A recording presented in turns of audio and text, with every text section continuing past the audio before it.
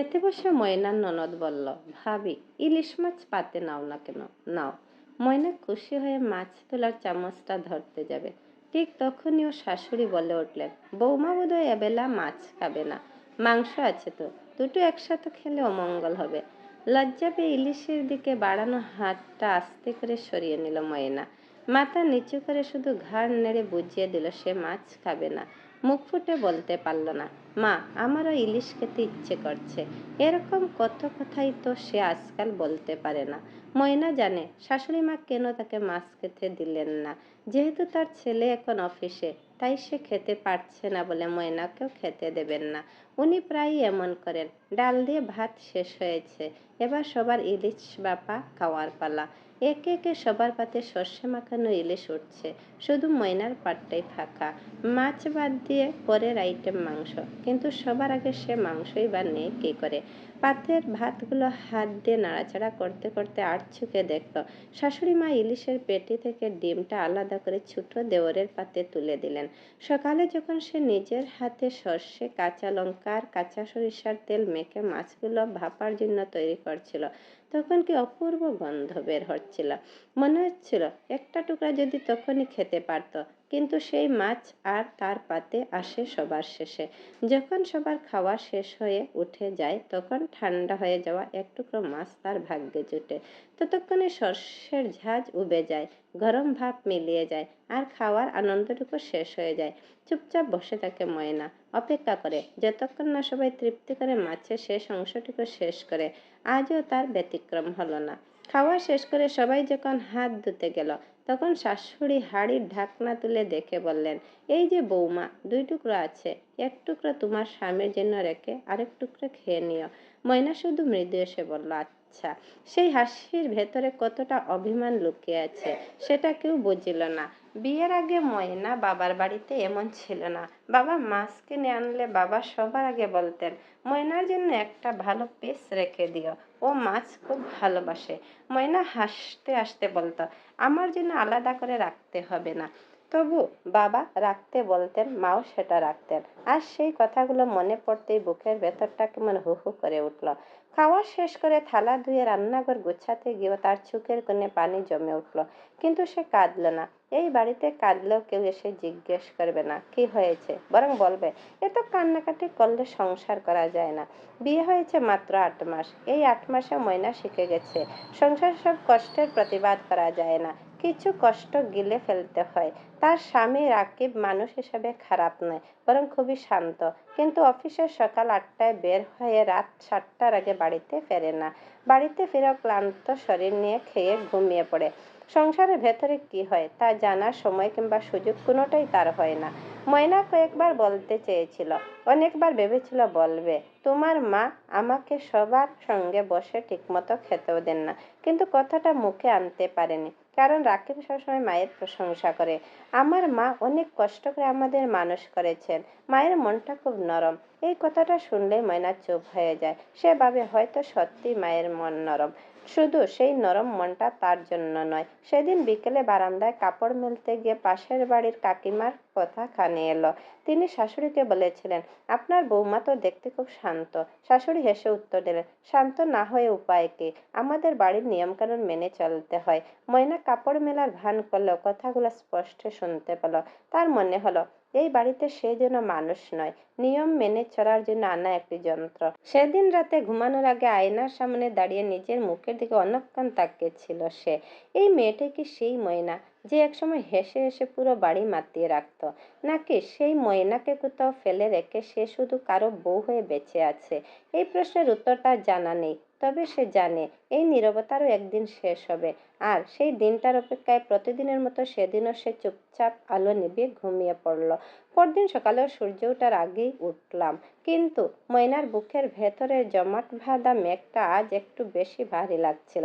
কাল রাতে ঠান্ডা হয়ে যাওয়া সেই ইলিশের টুকরাটা সে আর খেতে পারেনি, চুপচাপ আলগোছা সরিয়ে রেখেছিল। সকালে শাশুড়ি মা রান্নাঘরে ঢুকেই হাঁড়ির দিকে তাকে ভ্রু কুঁচকালেন, কি ব্যাপার বৌমা, কালকের মাছের টুকরাটা তো তেমনই পড়ে আছে, খাবার এভাবে নষ্ট করতে আছে। আমাদের যুগে তো এসব ভাবাই যেত না। ময়না খুন্তি দিয়ে কড়াইয়ের পেঁয়াজ নাড়তে নাড়তে নিচু স্বরে বলল, কাল রাতে আর ক্ষুধা ছিল না মা। হু, নবাবের বেটিদের আবার অহেতুক ক্ষুধা কমে যায়। শাশুড়ি মায়ের গলার ঝাঁঝালো স্বরটা ময়নার কানে বিঁধল, কিন্তু সে আর কথা বাড়ালো না। প্রতিবাদ করার চেষ্টা মানে নিজের পায়ে কুড়াল মারা। এই 8 মাসে সে তা ভালো করেই জেনে গেছে। দুপুরের দিকে রাকিব হুট করেই অফিস থেকে ফোন করলো। প্রতিদিন এই সময় রাকিব ফোন করে না, তাই স্ক্রিনের নামটা উঠতে ময়নার বুকের ভেতরটা একটু দুলা দিল। ফোনটা কানে তুলতে অপাশ থেকে রাকিবের ক্লান্ত স্বর ভেসে এলো, ময়না, আর শরীরটা একটু খারাপ লাগছে, মাথাটা অসম্ভব করছে বলে হাফ ডে ছুটি নিয়ে বাড়ি আসছে, 8 ঘন্টার মধ্যে পৌঁছে যাব। কথাটা শুনে ময়নার বুকটা ছেদ করে উঠল। রাকিবের শরীর খারাপ জেনে যেমন চিন্তা হলো, তেমনি এক অজানা আশঙ্কা তাকে ঘিরে দিল। কিছুক্ষণ পরে রাকিব বাড়ি ফিরে এলে শাশুড়ি ব্যস্ত হয়ে উঠলেন। কি হয়েছে বাবা তোর, মুখটা এমন শুকিয়ে আছে কেন?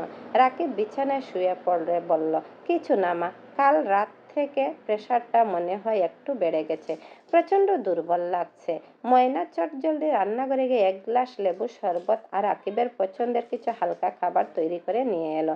শাশুড়ি মা তখন রাকিবের মাথায় হাত বুলিয়ে দিচ্ছেন। ময়না নিঃশব্দে টেবিল ট্রেটার পাশের টেবিলে রাখলো। রাকিব প্লেটের দিকে তাকে হঠাৎ বলল, মা, আজ দুপুরে ময়না কি রেঁধেছে, গন্ধটা দারুণ আসছে তো। শাশুড়ি একটু আমতা আমতা করে বললেন, ওই তো রুই মাছের ঝোল আর আলুর দম, তোদের জন্য তো আবার একটু ভালো মন্দ না করলে চলে না। রাকিব ময়নার দিকে তাকে মৃদু হেসে বলল, ময়না, তোমার শরীরটাও তো ইদানিং বেশ কাহিল লাগছে, কাল রাতেও দেখলাম তুমি ঠিক মতো খেলে না। আজ চলো আমরা দুইজন একসাথে বসে খাই, অনেকদিন তোমার সাথে বসে খাওয়া হয় না। রাকিবের মুখে এই কথাটা শুনে ময়নার শাশুড়ির মুখটা মুহূর্তে থমথমে হয়ে গেল। তিনি কথা ঘুরিয়ে নেওয়ার জন্য বলে উঠলেন, আহা রাকিব, তোর শরীরটা ভালো না, তুই আগে খেয়ে একটু রেস্ট নে, বৌমা পরে খেয়ে নেবে ক্ষণ, ওর তো কত কাজ বাকি। কিন্তু আজ রাকিব নাছোড়বান্দা, সে ময়নার হাত ধরে টেনে বসিয়ে বলল, না মা, কাজ তো সারা জীবনই থাকবে। ময়না, তুমি 3টা থালা নিয়ে এসো তো, আজ আমরা একসাথেই খাবো। ময়না থালা আনতে রান্নাঘরে গেল।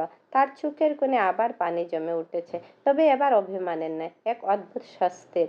যে রাকিব এতদিন সংসারের ভেতরে সূক্ষ্ম অত্যাচারগুলো খেয়ালই করেনি, আজ তার সামান্য একটা মিষ্টি ব্যবহার যেন ময়নার বুকে মরুভূমির মাঝে এক ফোঁটা বৃষ্টির মতো মনে হলো। রাকিব মাকেও খেতে বলল, কিন্তু তিনি না খেয়ে দাঁড়িয়েই রইলেন। খাবার টেবিলে রাকিব নিজের থালা থেকে সবচেয়ে বড় আর ভালো মাছের টুকরাটা তুলে ময়নার পাতে দিয়ে বলল, নাও, তুমি তো মাছ পছন্দ করো, আগে এটা খাও। পাশে দাঁড়িয়ে থাকা শাশুড়ির মায়ের মুখটা তেতা হয়ে গেল। ময়না চকিতে একবার শাশুড়ির মুখের দিকে তাকালো, সেই দৃষ্টিতে স্পষ্ট অসন্তোষ। সে আস্তে করে মাছের টুকরাটা মুখে দিল। আজ মাছটা ঠান্ডা নয়, গরম ভাতের ভাপে আর স্বামীর ছোঁয়ায় আজ প্রথমবার। একদিন দুপুরে সবার অলক্ষ্যে যে ঘটনাটা ঘটে গেল, তার পরিণতি যে এত দ্রুত ময়নার জীবনে নেমে আসবে তা সে কল্পনা করতে পারেনি। খাবার টেবিল থেকে উঠে যাওয়ার পরপরই শাশুড়ি মায়ের মুখখানা আষাঢ়ের মেঘের মতো কালো হয়ে রইল। রাকিব খেয়ে দিয়ে একটু বিশ্রাম নিতেই শাশুড়ি সোজা রান্নাঘরে এসে হাজির হলেন। ময়না তখন হাঁড়ি পাতিল ধোয়ার প্রস্তুতি নিচ্ছিল। শাশুড়ি মায়ের ভারী পায়ের শব্দ শুনে সে পেছন ফিরে তাকালো। খুব তো আহ্লাদ দেখান হলো দুপুরে, তাই না বৌমা? শাশুড়ির গলার আওয়াজে জমে থাকা বিষয়টা স্পষ্ট ফুটে বের হলো।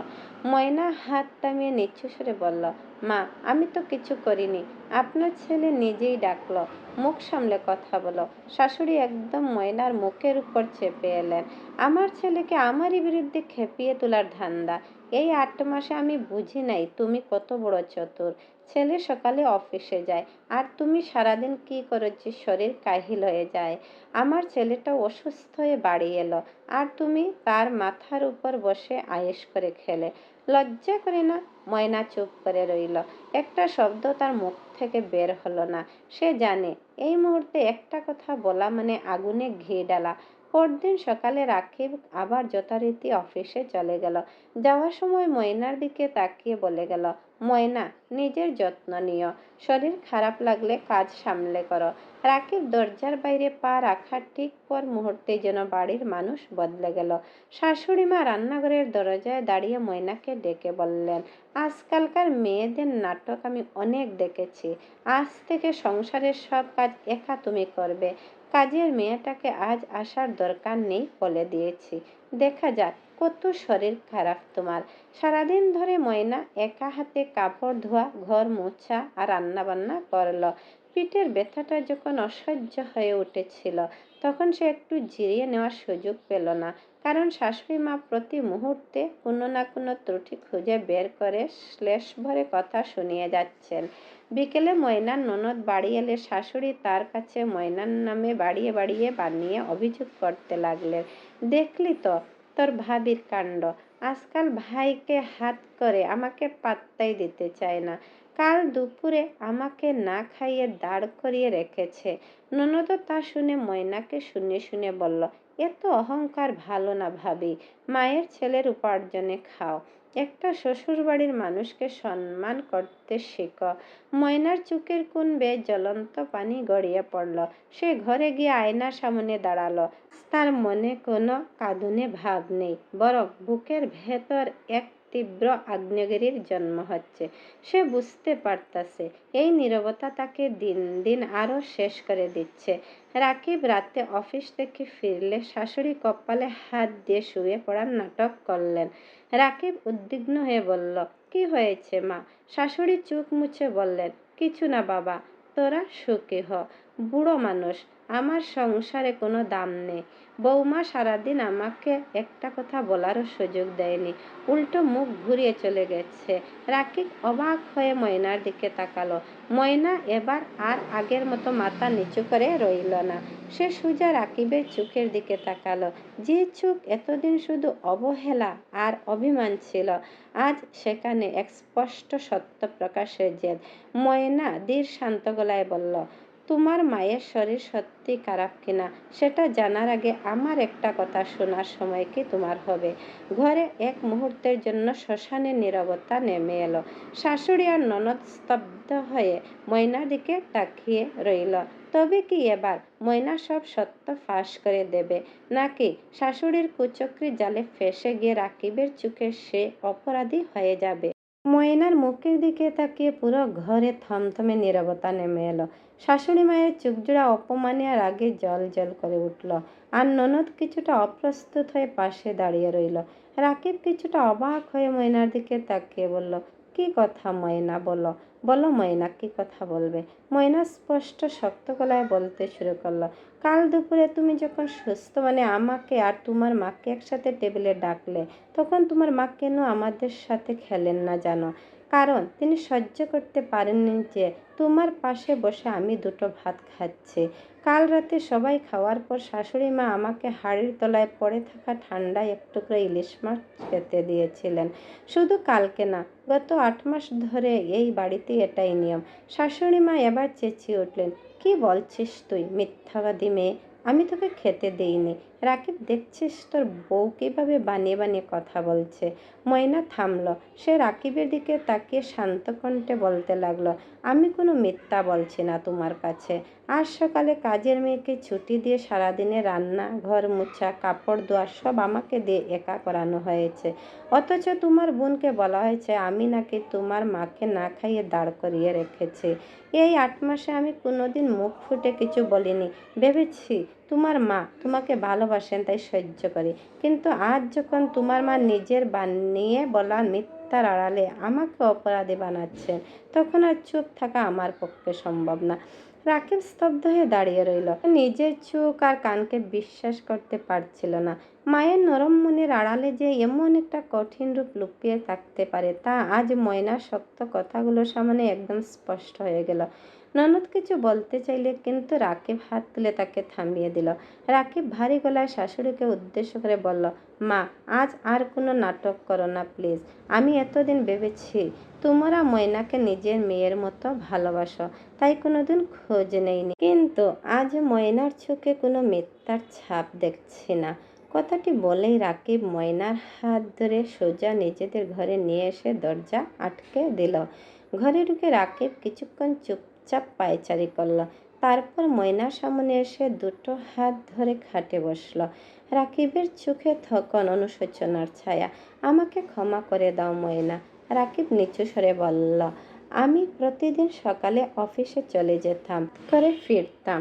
সংসারের ভেতর তোমার উপর দিয়ে যে কত বড় ঝড় বয়ে যাচ্ছে তা আমি কোনোদিন বোঝার চেষ্টাই করিনি।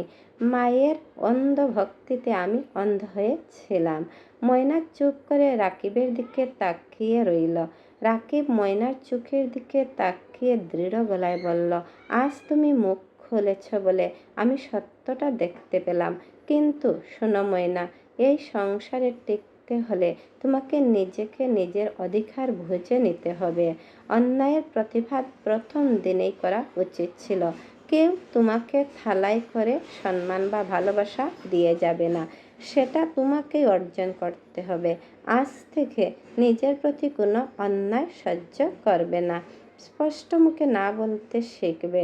স্বামীর মুখের এই সমর্থন আর উপদেশ যেন ময়নার দীর্ঘদিনের চেপে রাখা ক্ষতগুলোতে ওষুধের মতো কাজ করলো।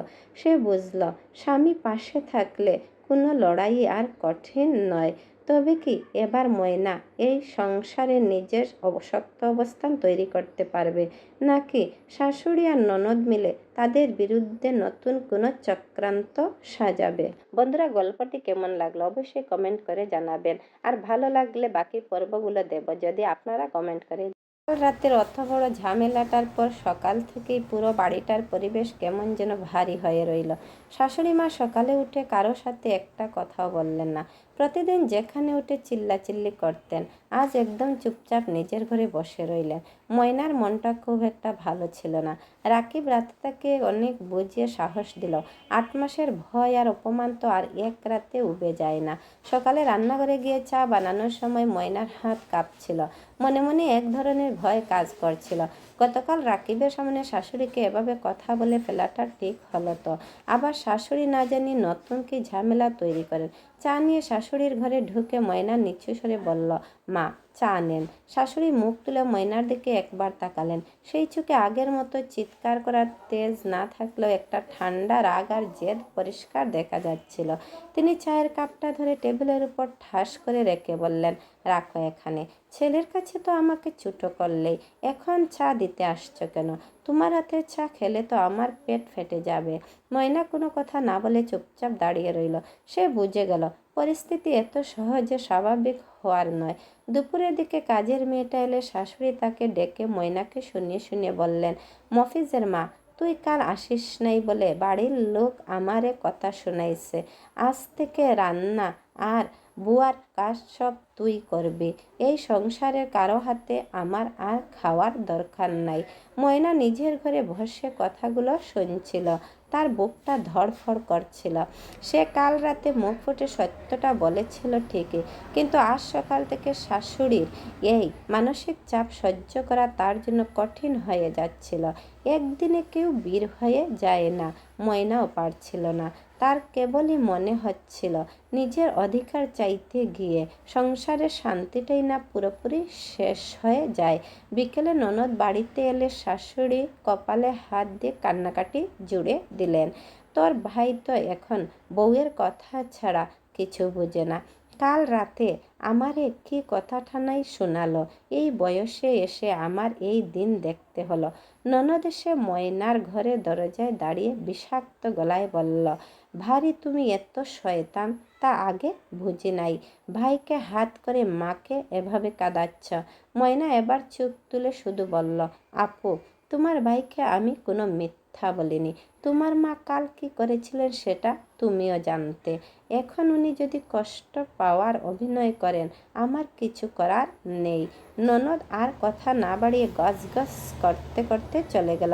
সন্ধ্যায় রাকিব যখন অফিস থেকে ফিরল, ময়না তাকে সব বলল, তবে কোনো নাটকীয়ভাবে নয়, সাধারণ একটা মেয়ের মতো ভেঙে পড়ে বলল, তোমার মা আর তোমার বোন আমার সাথে কথা বলছে না।